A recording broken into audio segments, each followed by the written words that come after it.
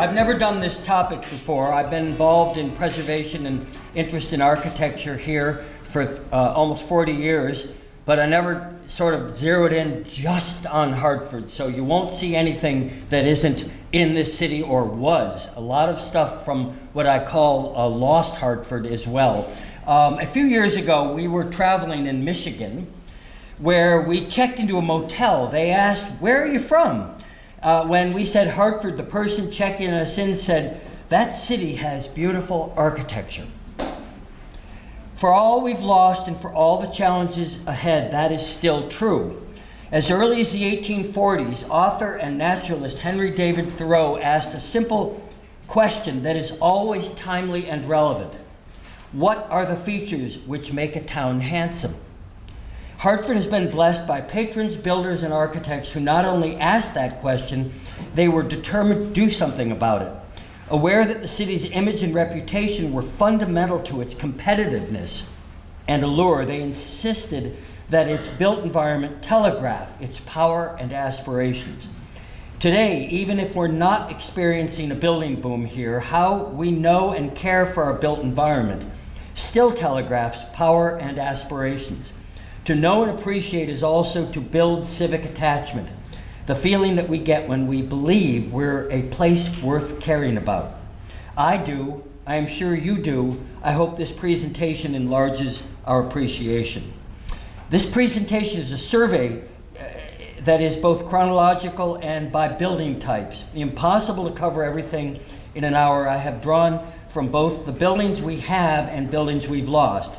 I believe that architecture represents the triumph of aspiration over inertia. Anything that gets built represents a triumph of actually getting something done. It's sort of a funny way to think about it, but we all know in our lives that we want to do things that don't always get done. And every building, it represents a little triumph in that way. During the centennial year of 1876, when the world's eyes were on the anniversary of American independence, Americans' eyes were on its increasingly elegant Gilded Age cities, a term coined 3 years earlier in a book titled The Gilded Age by Hartford's Mark Twain and Charles Dudley Warner.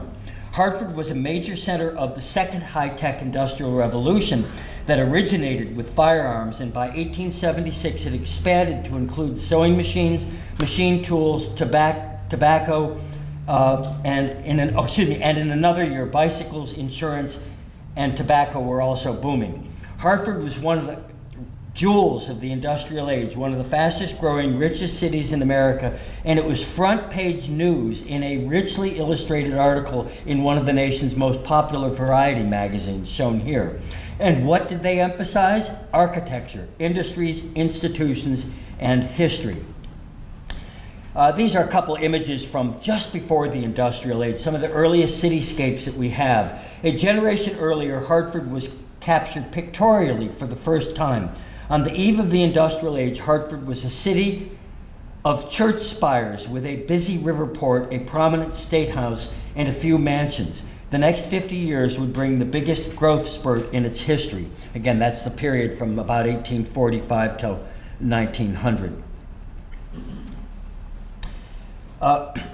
So this is sort of going back to the very beginning. I just stumbled on these pictures, and by the way, a lot of the early photographs I credit the Connecticut State Library, the Hartford Collection at Hartford Public Library, and the Connecticut Historical Society have a lot of visual imagery online. I had never seen this, and I wonder what happened to it. This is a reproduction of Thomas Hooker's house that was built for the tercentenary in 1935. So they built a reproduction. That would be, and it was in Bushnell Park. So they had a church and a meeting house, and it looks like anyway. And that the stained glass on the right is at Center Church. We don't really know what Hooker looked like, but that gives you an idea.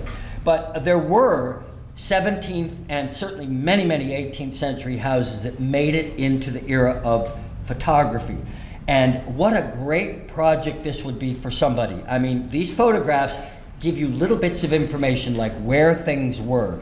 But if one were to do the research, the title search, the deeds, go into the probate records, you could really develop an expanded knowledge of the stories and stuff behind some of these buildings. This is the Woodbridge or Hopkins House on what was called Governor Street. Governor Street, it was famous, it's right downtown, as a street where 3 different Connecticut governors at one point or another lived. And you know, sometimes it's hard from photographs to date houses.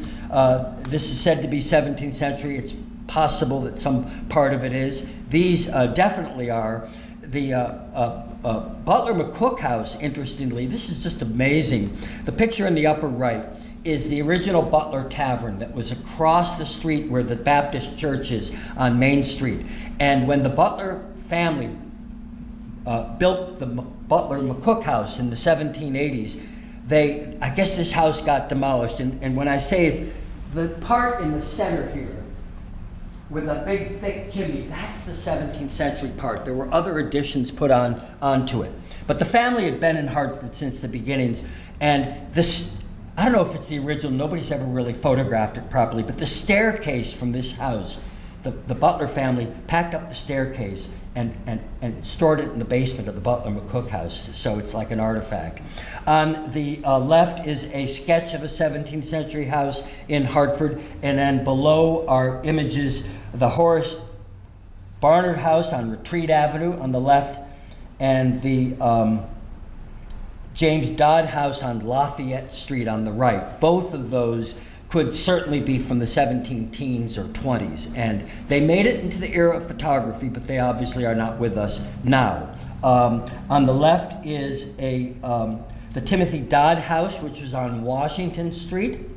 Probably, again, this could be a 1720s, 30s house. And then this painting, actually, at the Connecticut Historical Society, the Isaac Bliss House, not quite sure where that was, but again, all of these buildings could be researched. Those are salt box, typical kind of 2-over-2 room plan houses of the type that you might find even today in Wethersfield or South Windsor or some of the rural towns that didn't get changed. Hartford wasn't that different really from the other towns in the region. Another type of house that was built in Hartford had these what they call gambrel roofs, where you've got a pitch and then a second pitch. They're big, generous, large attics or upper rooms for storage, and these were a little more expensive, a little bigger than the gable roofed houses. On the left, upper left, is on Front Street, about which we'll hear more.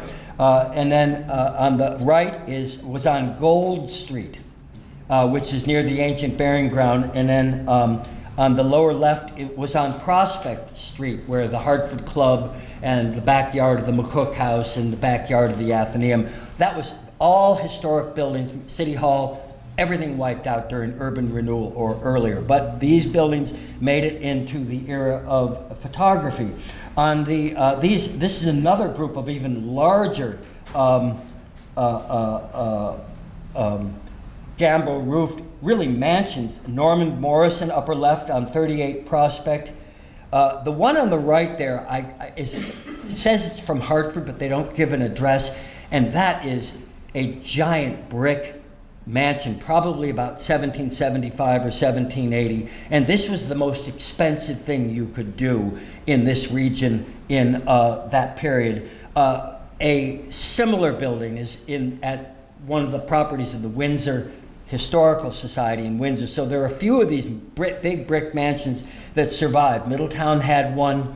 Hartford may have had a couple, but they don't survive. And on the lower right is apparently, again, none of this stuff have I researched in any depth, was the Hartford City Jail. These are all 18th century buildings, and these are more 18th century buildings. The Old Red Tavern on Park and Hudson Streets, upper left. If you know that location today, you go, wow, that was there. But then the Roderick Morrison House, lower right on Prospect Street, and Abner Wadsworth House, lower left, way up in the north end near the jerk pit for people that appreciate that kind of thing, which I do. It's good Jamaican food in the north end of Hartford. But these don't survive. The Silas Dean House in Wethersfield is famous. This was his brother's house in Hartford on State Street. Again, wiped out, but it made it into the era of photography. So this is pretty interesting stuff. And then what do we have? I always used to joke about it. The only thing left of built Hartford that was standing when George Washington visited in 1789, the only building left is the Butler McCook House. That was standing in 1789. Everything else that was standing, the old State House is newer. The only exception is this house in the lower right, which actually might be a couple years older than the Butler McCook House, and is very similar in form. The McCook House probably looked like this before it got Victorianized with all the dormers and stuff. But that's way up. It's almost in Windsor, right on the Windsor line in the north end of Hartford. The Federal period, yeah. What? Which house is that? That's called the Violet. Let me just see. It's called the John Marsh House on Violet Street. And that still lives? Yes, and someday I'm brazen enough, but I just too lazy, I guess. Someday I'm going to knock on the door and invite myself in. I'd like to see what it looks like on the inside, as I often do with these things. The Federal period, after the Revolution, the old State Houses, neoclassical Federal. So there were buildings in that style. Lydia Sigourney's first house in the upper left on High Street, not far from the Isham Terry House. The Elias Morgan House, again on Prospect Street. I would love to have seen Prospect Street in 1900. And then my favorite, this Pavilion House. And if you know Pavilion Street in the north end of Hartford, it kind of takes your breath away. Look at this incredible house with the oval window in brick. These were elegant, elegant mansions. Now, this one survives. And this, the Ellery Hills House, is right on Main Street, and it's one of the great Greek Revival style houses in all of New England. I love this building. And it was designed by somebody named Chester Hills, who wrote a builder's guide, an architectural book. They're rare. I don't know, maybe the Connecticut Historical Society has a copy. I've seen the book, but I've never seen a copy. Maybe the Athenaeum has one. Anyway, the point is these architectural books were important in influencing fashion at the time. And the brother of the person that paid for this house and lived in it also designed it. And this is a great example. This is amazing to me. This photograph, if the color picture in the middle is New London, that's Whale Captain Row. And that's kind of famous. If you've poked around Connecticut, you'll know Whale Captain Row. They're very proud of that in New London. Well, Hartford had a row of Greek Revival mansions. And that you can see on the lower left, that's Center Church. On the lower right, that's Center Church. On the left, I'm not sure if that's not the Linden Building on the hard left. And the McCook House would be right out of the picture. So it was just south of there. And of course, this all got bulldozed. The next style is Gothic. We're going to go through the chronology of architecture. And these are John and Isabella Beecher Hooker, Harriet Beecher Stowe's sister, built the house on the upper left, which is where Mark Twain and his wife first lived when they moved to Hartford. And that is on Forest Street. And it was the first house built in what became Nook Farm. We'll talk about that a bit more later. And that was in 1853. On the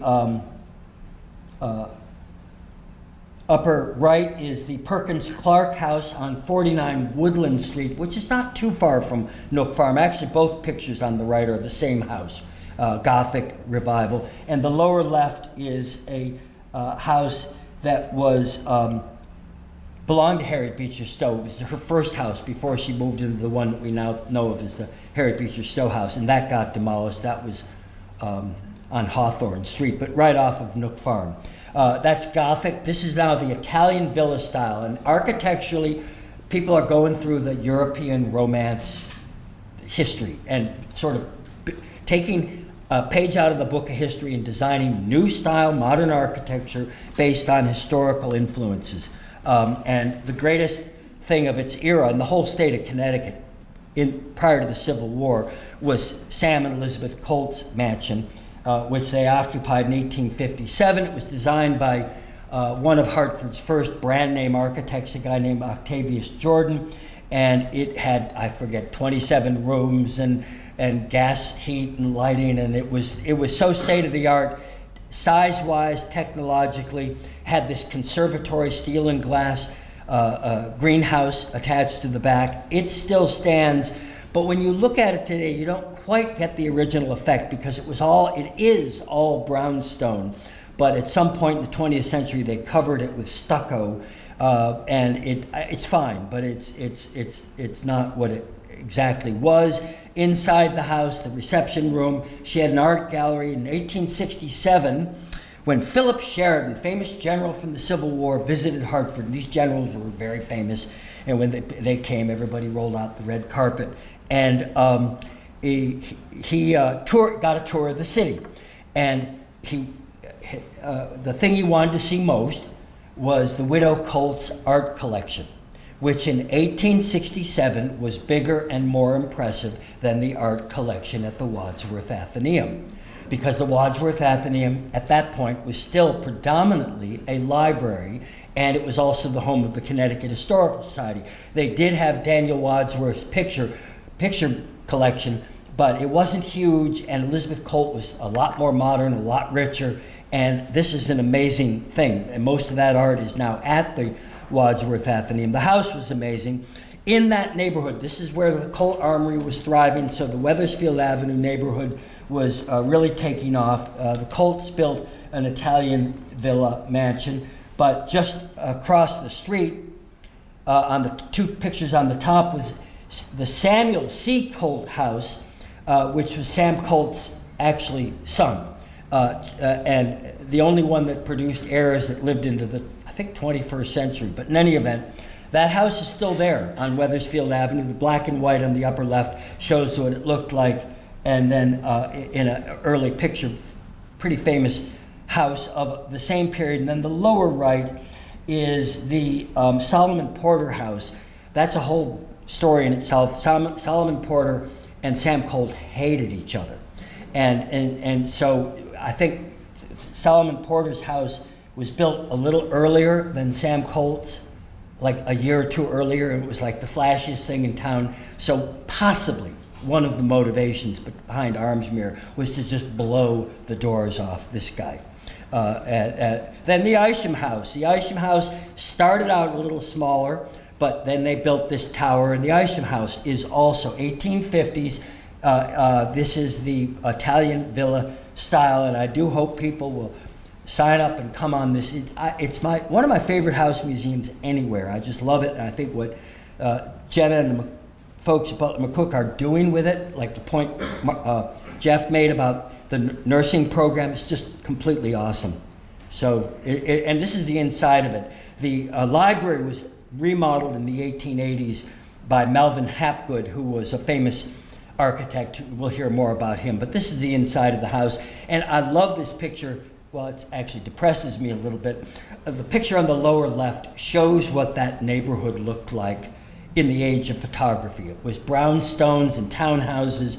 The corner of Walnut and High Street was a really posh, prominent location. And, you know, the miracle of the Isham House is that these two sisters saved this thing at a time when nobody cared and everything around them was being destroyed. They deserve a place in the pantheon of great preservations. The other cool thing about the Isham House is it has four 19th century bathrooms intact, for people that like plumbing. Plumbing, if you didn't have it, you'd really love it, and they didn't always have it, not in those early years. So this is the Nook Farm, which is where the Mark Twain, Harriet Beecher Stowe, and it was certainly a famous address, a famous location to live. A lot of the buildings that were there got demolished, but there's still a lot there. We love Nook Farm. Of course, the Mark Twain House. This is the next style. This is the modern Gothic, what they call. And Mark Twain House was designed by architect Edward Tuckerman Potter, who is somebody should write a book on him, because he really was New York based giant figure in architecture, and this was Mark Twain making a statement. And there's no question that even if Mark Twain didn't own the house, even if the person who had built it had no fame at all, people would be beating a path to the door of this house because it's architecturally so extraordinary. Next door, and also by the same architect, or maybe 2 doors down, was, it got demolished to build Hartford High, but was the Charles Dudley Warner House. He was a co-author with Mark Twain of the book. They were like really good friends about the Gilded Age. He was also the publisher of the Hartford Courant. And these are some of the houses that were in Nook Farm. The Day Chamberlain House, which is the headquarters of the Harry Beecher Stowe Center, is one of the great architectural masterpieces of the city, designed by Francis Kimball, who is also did architectural work at Trinity College, also for the Goodwin Building. We'll see pictures of those, but just a great building. And there's that picture on the upper right was a room upstairs with original fresco work, which you don't see very often. But this house, frankly, the Day House, is a lot more impressive than the Harry Beecher Stowe house. But Harry Beecher Stowe didn't live in it. But without the person that did, that would be Catherine Day, we wouldn't have Mark Twain or Harry Beecher Stowe. I'll tell you a little bit more about her later. James Batterson, founder of Travelers, founder of the Granite Company, Monument Company, the New England Granite Company, monument maker, insurance magnate, lived in one of the greatest houses ever built in Hartford, and it was on the corner of Albany and Vine.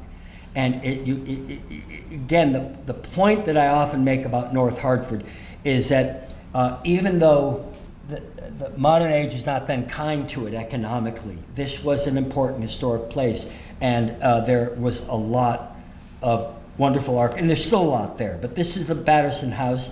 Had its own art gallery, its own art collection. It wasn't as big or quite as flashy as Armsmere, but it was pretty amazing for the 1870s, also modern Gothic.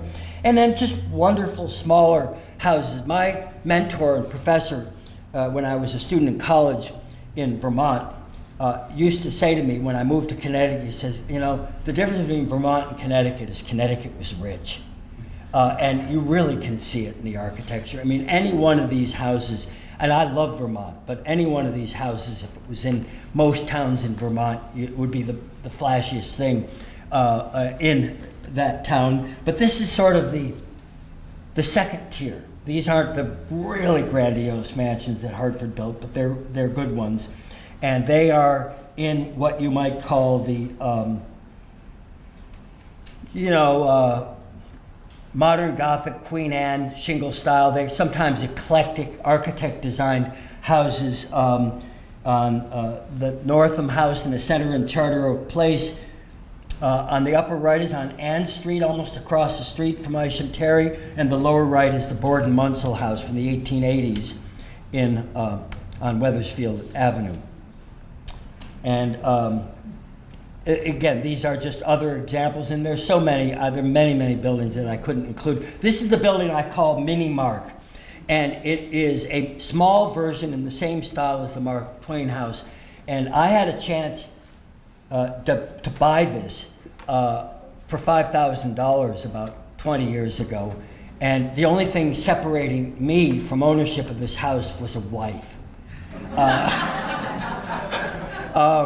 And I thought, well, how can you go wrong at $5,000? And she's wiser and kinder, and it just didn't happen. But somebody did buy it, and it maybe isn't the greatest neighborhood, but I went inside this house, and it had a lot of original. The staircase was intact, some of the fireplaces were intact, and it's just, the Cadwell house from the 1870s. And again, this was a family like the Ishams.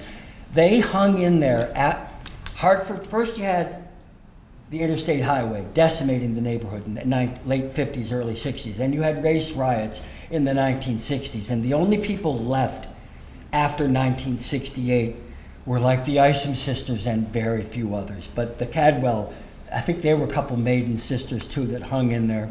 This is interesting, a building about which I know nothing, same style with the patterned brick, probably the same period. It is the house and office at Beth Israel Cemetery near Trinity College.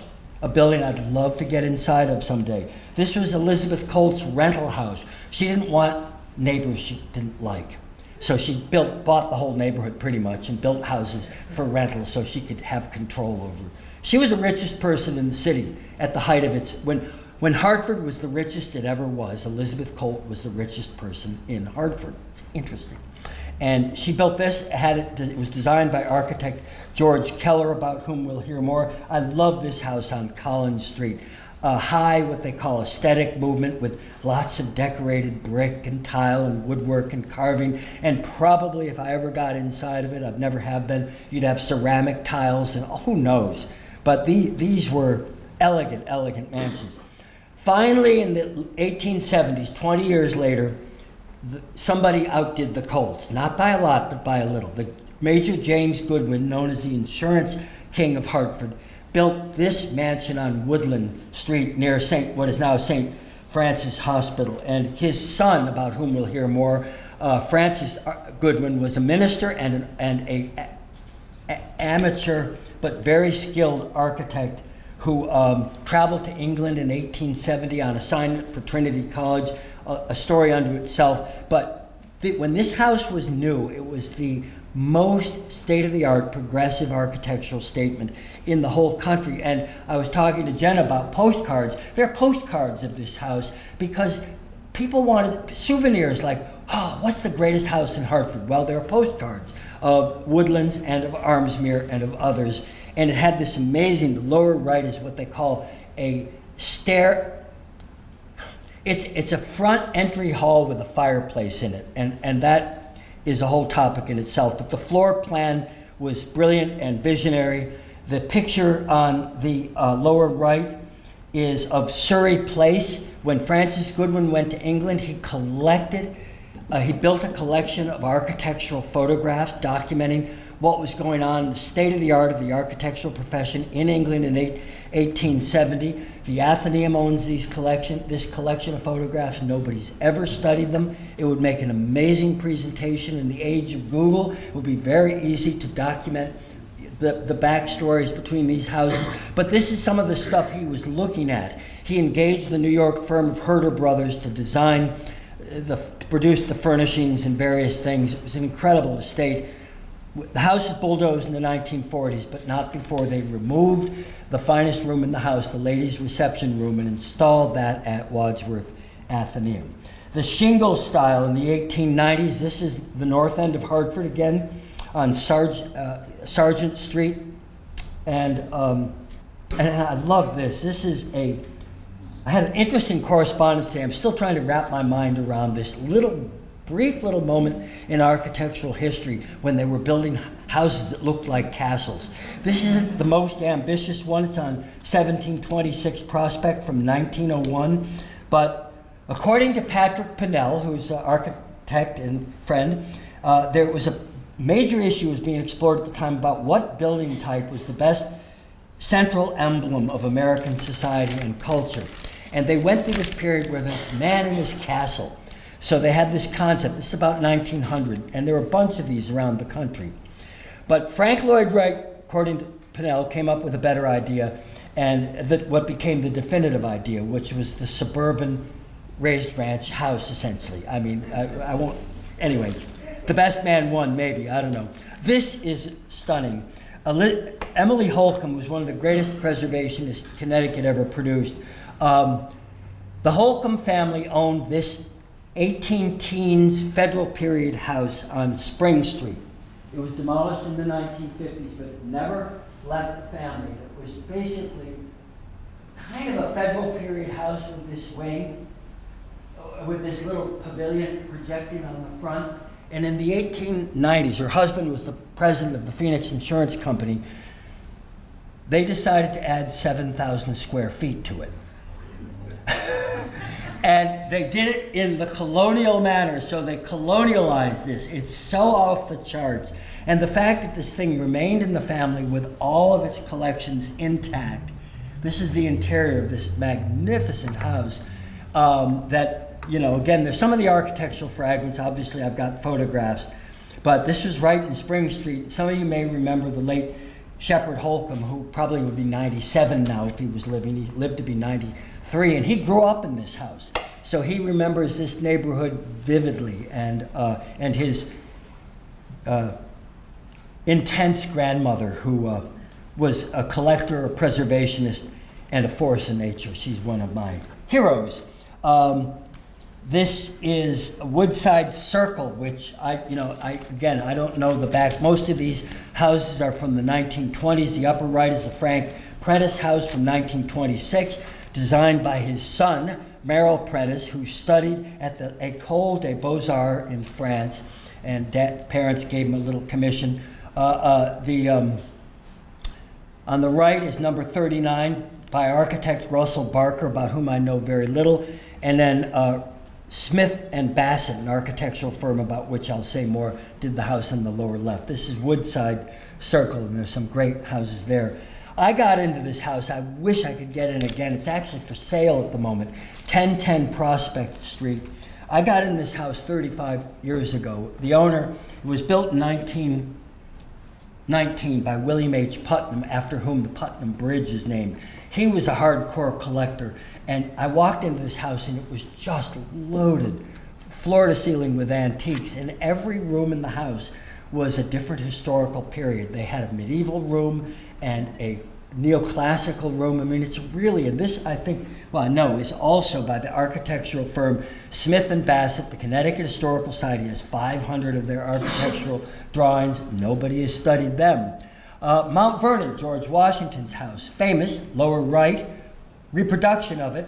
On the lower left is on 1430 Prospect, and designed by Edward Hapgood. Asylum. And thank you. And then on the right, on the top, is a house from 1928 on Terry Road. Hartford became a mecca for the colonial revival, and there's certainly a book on that. When I worked at the Athenaeum, I loved the Athenaeum, but they were always obsessed with modernism, Chick Austin and the modern. People in Hartford loathed modernism. They may have liked Chick Austin on a good day, but they didn't want to live that way. Very few houses, there are a few, I'll show them, were built in that style. What they loved was the colonial, and no place did it better, but that wasn't Chick's thing. This is the Chick Austin house, which he helped design in 1930, and it was based on architectural drawings by Andrea Palladio, and it's a National Historic Landmark, and we love it. It's open to the public. If you've never been, the Athenaeum does tours there, and it's definitely worth a look. That's 1930s on Scarborough. And then this is Woodside Circle. I think by the 1960s, Westerly Terrace, excuse me. God, this is good. I'll just show the pictures. It's good.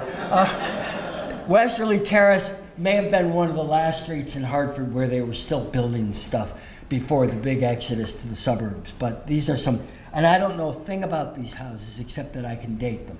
This is, yeah. The one in the center. Yes. I believe was designed by a man named Moore. Okay. M-O-O-R-E.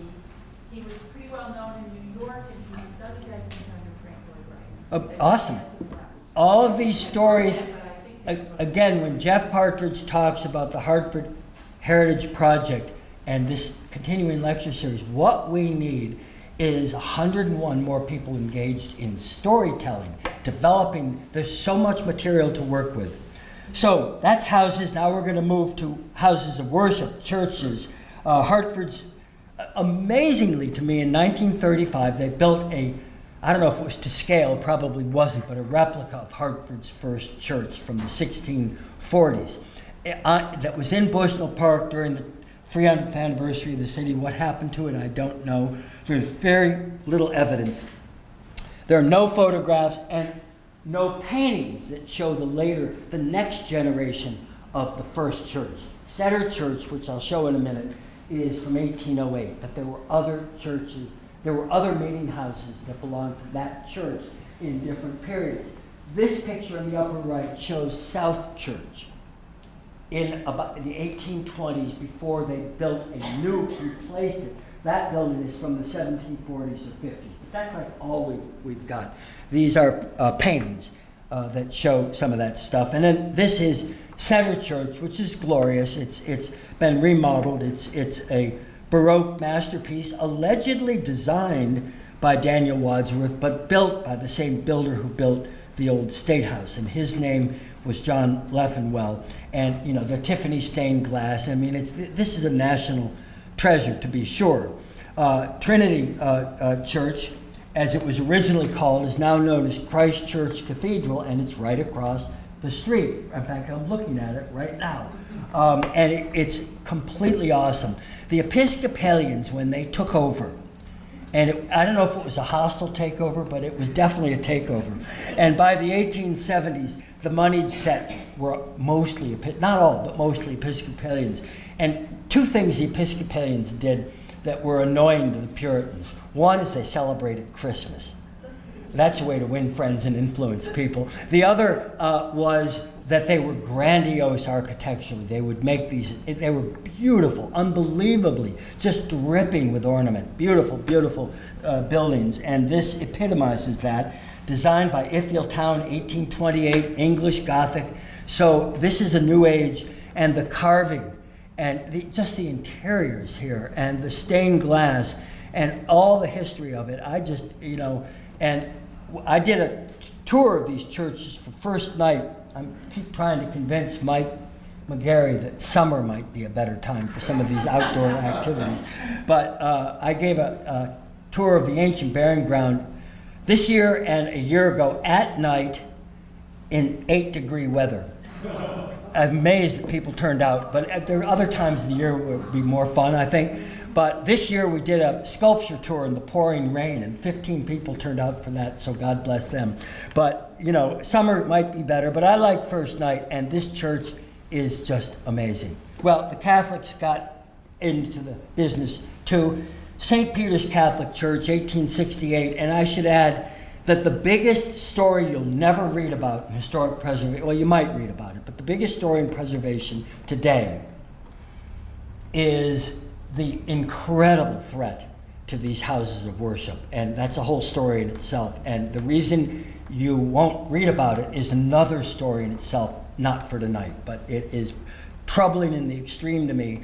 St. Peter's, the oldest Catholic house of worship in the city, is empty. I don't know if it's for sale, and we got issues. It also had a school and an office and a rectory, beautiful building. St. Cyril and Methodius, Polish Catholic Church, each of the ethnic groups built their own churches, and this is, I don't know if it's thriving, but it's surviving, 1914. Interior decorated with symbols found in Catholic churches in Poland, the Polish eagle. This is St. Augustine Church, Italian, Berry Square. Father Michael Berry, 1912, Berry Square was named after him, and I love taking pictures of stained glass. Temple Beth Israel, I love Temple Beth Israel, was designed by I don't know if George Keller was Catholic or not, but I think was Irish.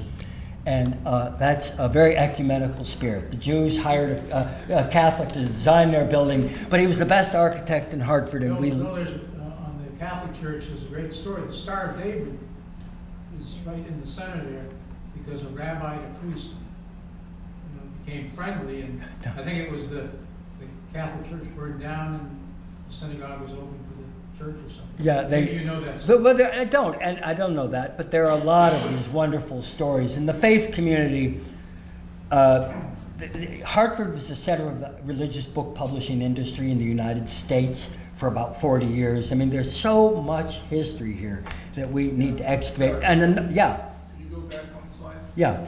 The lower left-hand corner, that was in Hartford Current District. Yes, that's the rose window that they're raising money to restore.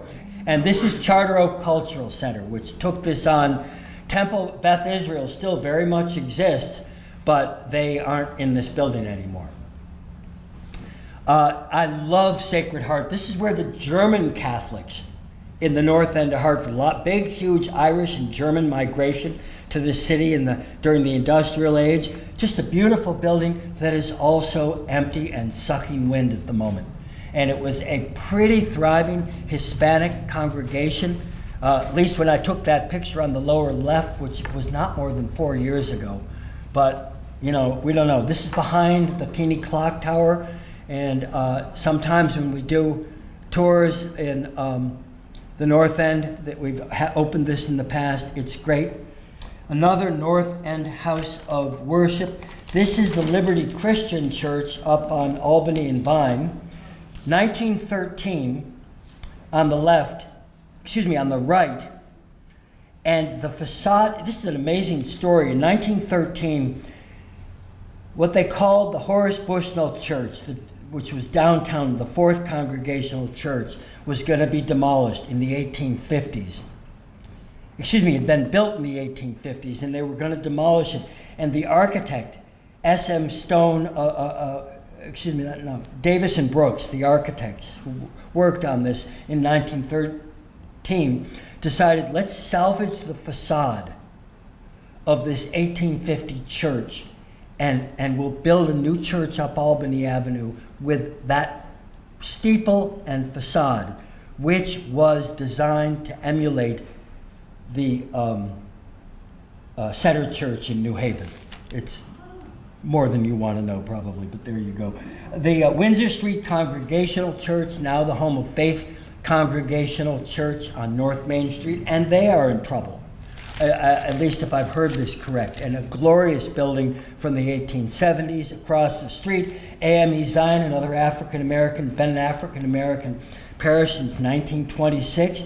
But it was a synagogue before that, and it was an Episcopal church before that, and there are still iconography on the interior that reflect its Jewish heritage and its Episcopal heritage. In fact, Elizabeth Colt paid for one of the stained glass windows inside this church next to Spring Grove Cemetery. Then, my favorite really is the Church of the Good Shepherd, 1868. It'll be 150 years old in 2 weeks. 1869, it was consecrated. It was the greatest thing of its era in all of New England.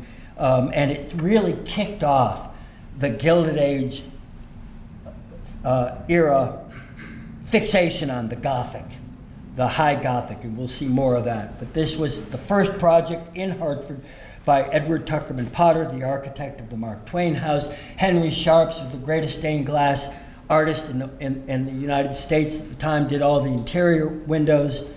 The Armorer's Door, lots of iconography, lots of amazing details, and this is also a place when we've done tours of Coltsville. The Memorial House, she pulls Potter out of retirement in 1894 to design a parish house after her only direct heir dies in a yachting accident.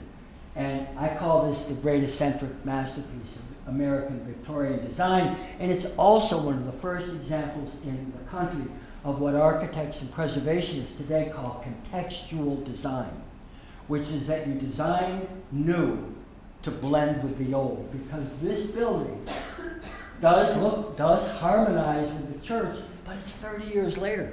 It was sort of out of style by that period, but that was intentional. And if we live long enough, this is the greatest public space potentially in the city. And I don't want to get into the fire marshal, but it's ridiculous. There are 4 modes of egress. It's ridiculous. But this room is spectacular, and they're trying to also raise money for an elevator or whatever it is that they need. But what a great space for any number of things. During the same period, this is now schools. Trinity College, most of you may know, was on the site of the state capitol. Hartford was so rich in the 1870s, they wanted the capitol downtown, so they bought out Trinity, and Trinity moved to where it is now. This is when Francis Goodwin went to England on behalf of the president of Trinity College to study architecture, and it was there that he met William Burgess, who was the great English architect and designer of the Victorian age. And this is his only project in the United States, was the Long Walk at Trinity.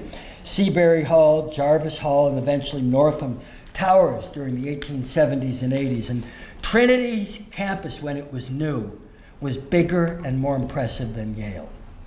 That didn't last, but it certainly, Trinity is still amazing. And this is actually some of the stonework on the campus of Trinity, showing the original campus. And if you go to the state capitol, there's a bronze on the exterior of the capitol that also shows what these buildings look like. And those are some of the architectural drawings that are in the archives at Trinity College. Pretty awesome stuff. This is one of the fraternities. This was 1870s, and it was designed by a very prominent New York architect named J. Cleveland Cady in 1877. I've tried very hard for many years to get inside this building. And people who are protecting the reputations of the unnamed insist that it's not fit for to be observed or photographed, which probably means they have foosball and beer pong and whatever, and that they don't clean up after the Saturday parties. But whatever, I'd just love to get in there someday. So if anybody's got pull at Trinity, it's on my bucket list. Another school that's put Hartford on the map internationally was the American Asylum for the Deaf, 1820s, built by, I think his name was Samuel Belcher, the architect actually of the house that is now the Florence Griswold Museum. And that was on Asylum. And then this was also a school. It was the Connecticut Theological School, which was downtown in the Victorian Building. It's now the Richard Meyer Building from the 1980s, modern building over near Elizabeth Street, but they vacated their original premises, but that's what it was. Hartford High School by George Keller, 1880s. This, when they put in I-94, the violence that was done to the Victorian heritage of this city is unspeakable. They demolished a whole neighborhood. They demolished this extraordinary high school, and then they went in and demolished half of Nook Farm to build a new high school. That is not an architectural jewel, but who am I to say? This was an amazing building, and Hartford High was, Hotchkiss, Deerfield. It was the high school that would get you into Yale in the 19th century. Most people did not go to high school, but people who graduated from Hartford High had real prestige. Boston had flashy high schools. A few places did, but very few places had anything quite like this. Then Second North District School, which was right next door to the Isham Terry House, and that's a depressing story to me because I was involved in putting that neighborhood on the National Register as a historic district, and the City Hall bulldozed this building by intent in 2010. So the point is, preservationists need to be vigilant, and it's never easy. This is now the public safety building, but that's a whole story in itself. Hotels and commercial buildings. The United States Hotel, also known as the American Hotel, probably from the 1830s, was downtown near the old State House. The Allen House in 1857 was the flashiest thing between New York and Boston. Had big reception rooms. They could put on a dinner for 500, and this balcony that you could see the ships coming in, and I love this little photograph of the Victorian ladies with their parasols, and then commercial shops on the ground floor. This was on the site of the Civic Center, or the XL, whatever they call it. Now I don't even remember. Anyway, that was a Turkish smoking room. There aren't a lot of interior photographs of that building. The Amos Butler House, which is the headquarters of the McCook House, I think was a mixed use. Jenna may be able to tell me. Was that also a store? Shop. That's what I thought. So they may have lived upstairs, but these were residential, commercial, mixed-use buildings, as was the Sims building on the right. The so-called Richardson building, designed by Henry Hobson Richardson, 1874, was the flashiest thing, again, between New York and Boston. This picture is by Stephen Platt, who was an architect and engraver artist, and it's a work of art of some repute that shows that building. This building was the pride of the city. When they were doing the makeover, the adaptive reuse of Sage Allen, and this building 10, 15 years ago, I remember talking to the developer and saying, if you if you got it, they never have extra money, but if you got a few extra nickels, wouldn't it be fun to restore the original tower? You can see it was cut off. You can see exactly, it wouldn't have been a real big thing, but it probably would have added 100,000 to the budget, who knows, maybe more. Anyway, great building, we're lucky we've got it. And then when this is again this study that needs to be done, when Francis Goodwin, who essentially designed the Soldiers and Sailors Arch, was the master planner for the city park system, designed his father's house, Woodland, that we've already seen, and was an amateur architect when he knew what was going on in architectural circles in England and in London better than anyone in the United States in his time. He studied it, he had contacts, he knew people, and this building was an absolute state-of-the-art London commercial building of exactly the same time. And someday, if I ever get a passport, I might actually go over there and see if I could find some buildings that resemble it. But this is 1880, and just a magnificent building. One of my regrets, when I moved to Hartford in 1980, the interior was still intact, and I had a colleague at the Wadsworth Athenaeum who had an apartment there that he said there was a fireplace in it. And gosh, I wish I don't know of any interior photographs of this building. There must be some, but I've never seen them. And it was an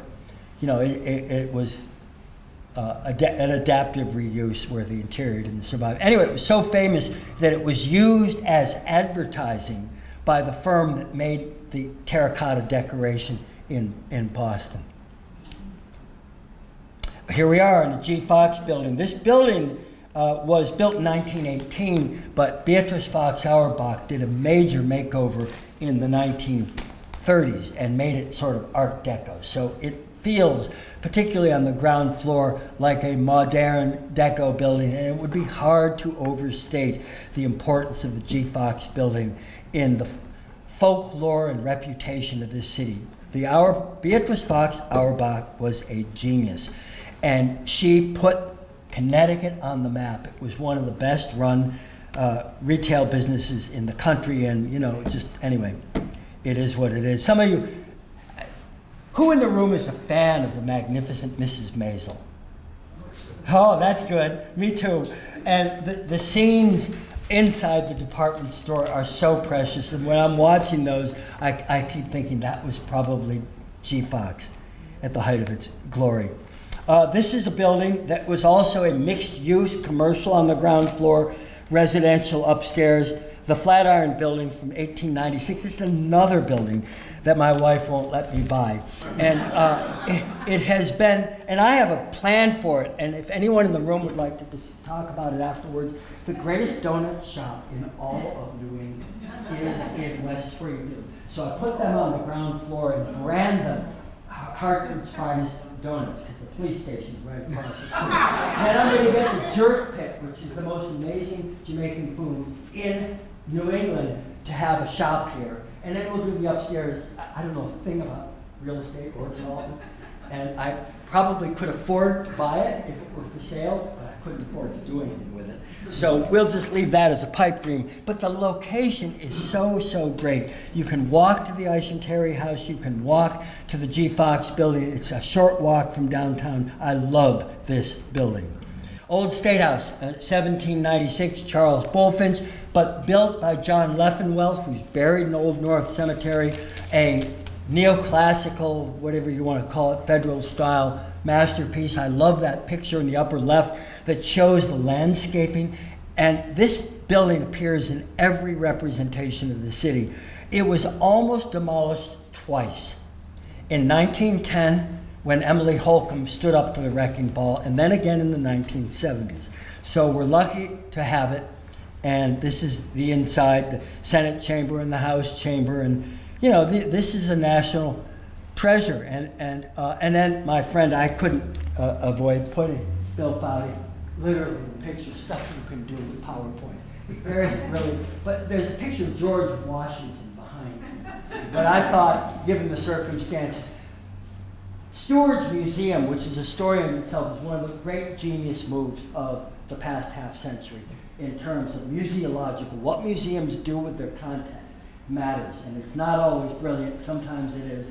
This was brilliant. The old State House is a national treasure, as is the newer State House. The state capitol, I love giving tours there. Every once in a while I get a chance to do that. I have been now, I counted them, 24 state capitals. I will never hit 50. I'm not that obsessed, but there are people that are. That's their hobby. And the League of Women Voters who give the tours there say that the people who are doing all 50, who have been to 47 and now they're here, insist over and over again, they hear it all the time, that the coolest one they've ever seen is Connecticut's. And I've been to 25, and I recently went top to bottom, inside, outside of New York State, and it's bigger, but I like ours better, and that's not, I didn't grow up here, so it's not like homey chauvinism. I just love it, and it's a modern Gothic masterpiece with so many bells, just encrusted with art, stone carving, sculpture, and history. The figures from the Civil War, the generals, Thomas Knowlton from the Revolution, the Charter Oak. It's so much fun to give tours of this building because there's so much to look at and talk about. This photograph, just to show you how obsessed I can get, there are only about 7 or 8 days a year, and only an hour or two during those days when a photograph like this can be taken. Because it faces north, and to do good architectural photography, you need raking light, you need direct, it's always in the shadows, but not in June around 1 p.m. in the middle of June. And so that's when this picture, and these are all these colonial figures, you know, Hooker and Roger Ludlow, and it's just, I would give anything for a state government as fixated on history as this one must have been, because look what they did. And look what they do. It is just glorious, inside and out. I love our capital. The Armory building next door from 1909 replaced an earlier Armory building. The South Arsenal, or up in the north end of Hartford, shown in the upper right, that was later demolished, but this was designed by the same architect who did the Morgan Memorial wing of the Wadsworth Athenaeum, and that's a great building inside and out. The State Library, Supreme Court and Museum, 1909, absolutely amazing building, should serve, when it was dedicated in 1909, the head of the judiciary said the building should serve as a monumental edifice to the legal, historical, and intellectual aspirations of Connecticut. Designed by New York architect Don Barber in Italian Renaissance style. Again, lots of art, lots of ornament, and the courtroom has these incredible murals. Anyway, and then of course the Museum of Connecticut History is there, and it is right across the street from the Capitol, so they make a perfect twofer. The municipal building from 1915, the City Hall by architect Davis and Brooks. After the Capitol moved from the old State House to the new State House, the city government moved into the old State House. So it was the City Hall for 30 years or so, 40 years, and then it wasn't big enough, so they built this. And with a 3-story atrium in the center. I mean, it's a great, great, great building. This was really hard. This is the most difficult thing I did for this presentation. I had to 7, 8 emails, 5 or 6 phone calls. Oh God, trying to get access, trying to get permission to photograph inside the Hartford County Courthouse was not easy. This is on Washington Street. It's not far from the Museum of Connecticut History, not far from the Capitol, 1920s, designed by a Philadelphia architect named Paul Crett in partnership with Smith and Bassett in Hartford. It's kind of a combination of Beaux-Arts and Art Deco, with Grecian lamp standards on plinths, 15 kinds of marble inside, murals, frescoes. So I'll just give you a look at some of the stuff, these great murals. That's a statue, a little figural bust of Chief Justice John Marshall. And the marble is just breathtaking, and the ceiling frescoes. And then they've got a little law library embedded in there that is just untouched. If I were making a movie, if they do a Legally Blonde Part 3 and they need a law room where the Legally Blonde is studied, this would be a perfect place for a film set, because it really looks pretty much exactly like it did in 1910. Across the street, the Department of Labor, I believe, Art Deco. The Governor's Foot Guard Armory on High Street, before they put in I-84, this was, you could have thrown a snowball from the roof of the Isham House and hit this building. It was one neighborhood. And really, the Isham House is in the same neighborhood as the train station of Hartford High. None of these things are apparent today because of the damage done by I-84. But this building is also, this was the largest public hall between New York and Boston when it was new in the 1880s. Insurance industry, the Connecticut Mutual Life Insurance Company. James Batterson designed this, the Goodwins. Major James Goodwin was the president, the head of this company, and he was sort of married into the Goodwin family. But this was on the site of the Gold Building, I think, or Fleet Bank, I don't know. Anyway, the Travelers Tower, 1919 by Don Barber, again. I hope I live long enough, I hope we all do. When I was new to Hartford, travelers welcomed people to come up and go up to the top floor, and it was the best view in the city. And I think you maybe can still go there, but they don't encourage it. And anyway, this is also one of my very favorite Hartford paintings by a woman artist. It's at the Town County Club, and gosh, it's just a world we have lost. Look at the Park River, and look at that view with Travelers Tower. People were so proud of this building when it was new. It was the 27 floors with an open observation deck, and it was the 7th largest building, highest building in the country when it was new, and the highest building in New England when it was new. This is a Hartford, Connecticut trust company designed by Morrison O'Connor, who did work for the Athenaeum on Morgan Memorial in 1920. Structure on the roof looks like a classical building itself. Very colonial revival, we were talking about that, and contained a restaurant.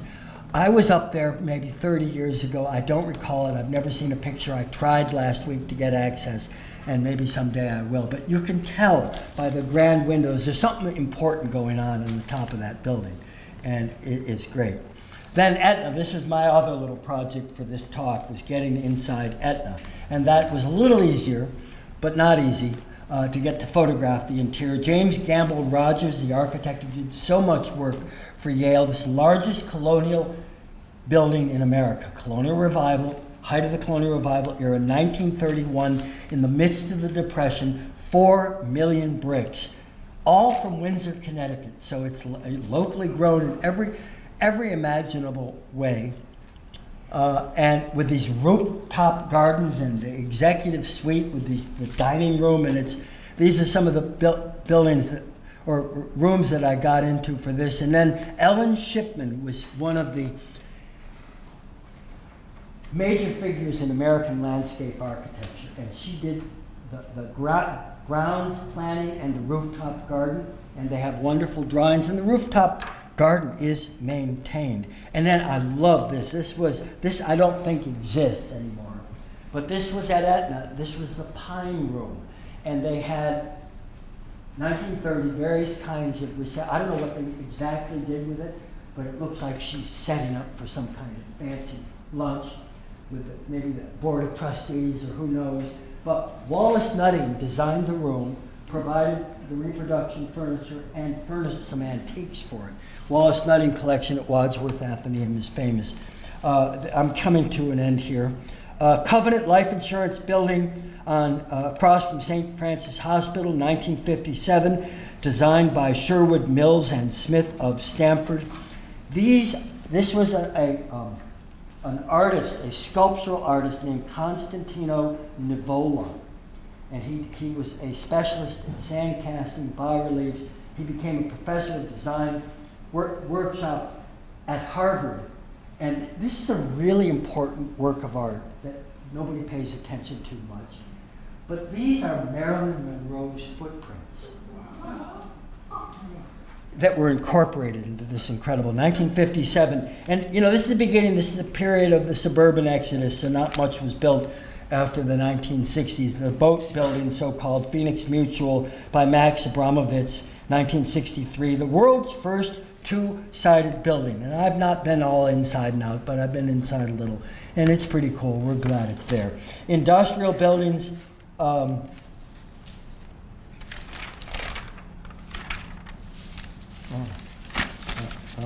Anyway, we know what that is. Cold Armory, 1854, 1857. And if we live long enough, I wrote a message, an email to the Chief of Staff of the Congressman John Larson the other day, and reminding him that this is how this stuff works. The new head of appropriations, or the Ways and Means Committee in Congress in Washington, the new chair of that is Richard Neal, the former mayor of Springfield, Mass. And since Springfield, Mass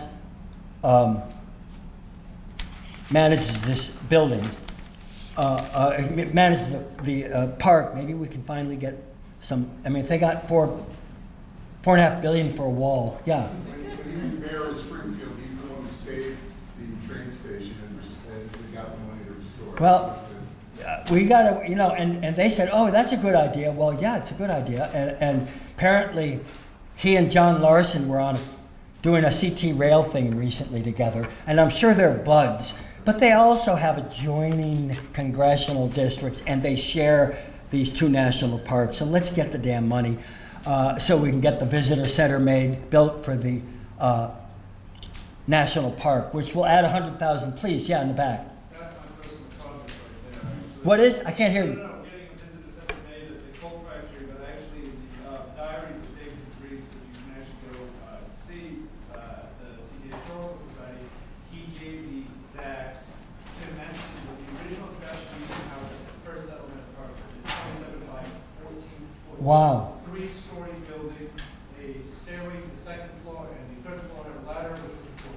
And where is this again? That was right where the coal factory was. It was the Houston Hope. That was Oh, yeah, yes, the House of Hope and the whole Dutch theme. Yeah, it's awesome.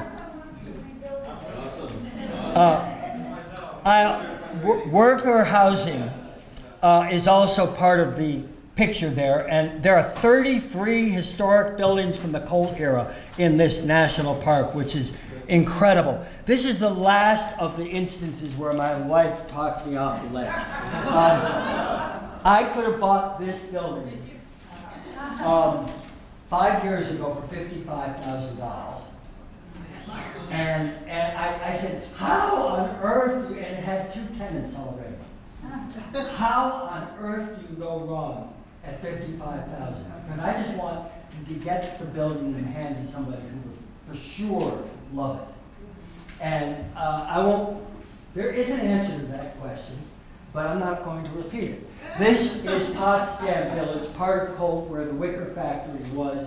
And those buildings are important, and if we live long enough, I'd love to see the National Park Service restore one of these, buy and restore one of these, and do something with labor history and the workers. The Capewell Building, great. Talk about Dutch colonial, that's what this is signaling. And finally, it took 20 years of sucking wind, but the Capewell Building looks like it's off its knees and doing okay now. I love that. Billings and Spencer on Broad Street, part of the building is still intact, but this is, I won't go on and on, but this is the William Rogers birthplace of electroplated silver, also in Hartford, Royal Typewriter. A lot of industrial buildings, and then other industries, if you will. The Hartford Times was across the street from the Athenaeum, is a glorious building. Train stations, railroads. This is the first train station in Hartford. This did not survive into the 20th century and barely into the era of photography, but it was painted. It was the crown jewel of the city, and surprise, surprise, it looks very much stylistically like the Colt building. I mean, the Colt mansion, the Italian villa style that we have talked about. So That's pretty neat. This is the newer train station, designed by George Keller. My favorite thing inside is this Hartford faience, these ceramic tiles, this mural on the interior, which is a very cool architectural feature from the 1880s.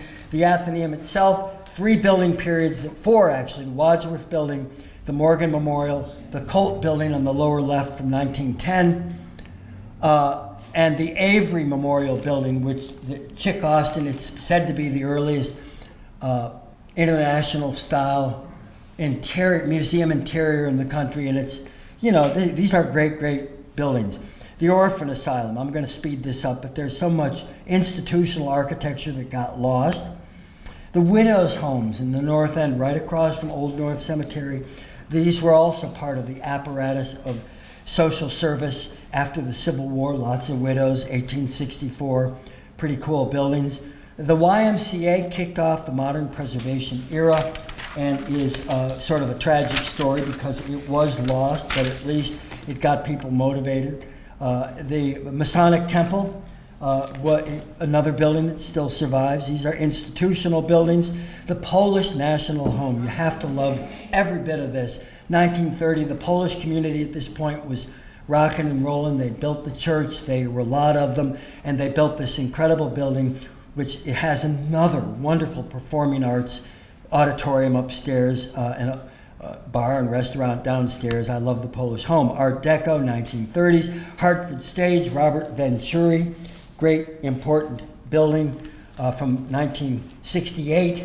So it's sort of pop art, it actually, Venturi, I've never really studied this, but Venturi liked also that idea of contextual architecture, referencing things that are indigenous to the place. And my guess, I've never proved this, maybe somebody knows, is that this brickwork was sort of a gesture to the Mark Twain house. And it's very cool. The Bushnell Auditorium, again, high colonial. Apartment buildings and multi-family dwellings. The Belden on North Hartford, one of the 1890s, one of the first. And again, there were trolley lines everywhere, so people didn't have to, you could just hop out the front door and take the trolley into the city. These are, again, some these are on Capon Street in the north end of Hartford. And by the way, the last program in the series is all about the north end, so I hope you'll come back in April. And it's a walking tour. And then there's the walking. The last 2 programs are about the north end, so which is a part of the city that I think, is underappreciated. And then the so-called perfect sixes. These were 6 family houses. You can find them in Worcester. They're not utterly unique to Hartford, but there are a lot of them around, and they are emblematic of this industrial age, 1905. This is the Pope Park Terrace. And you get 3 apartments on each floor, 2 apartments on each floor on 3 floors. 2 times 3 is 6. So these were 6 family units, and there are a lot of them around, and they're a cool Hartford indigenous thing. Architect George Keller designed this Columbia Street worker housing for the Weed Sewing Machine Company in the 1880s, and part of his point was that even though they were it was a development, no 2 are exactly alike. They buried the ornament to make it interesting. What was the building at the end of the street? That was the Orphan Asylum. Isn't that awesome? It's really cool to be able to see that in context. And again, this is just the tip of the iceberg of what's knowable if one spent the time doing the research. Well, so where does this leave us? Preservation and the reverence, this I promise is a conclusion. Preservation and the reverence for art, architecture, and local history it depends on does not happen by accident. No one is born caring about this kind of stuff. These are some of Hartford's preservation heroes, people who over the past century and a half have really made a difference. And from left to right, clockwise, from the upper left, Jared Edwards, Emily Holcomb, Jack Shanahan, Tony Gold, Catherine Day, who stood up to death threats. They threatened to kill her. because of her preservation advocacy to save Mark Twain House. And if you want to know who they are, we'll talk another time. But it's not a pretty picture. We should have a statue to that woman.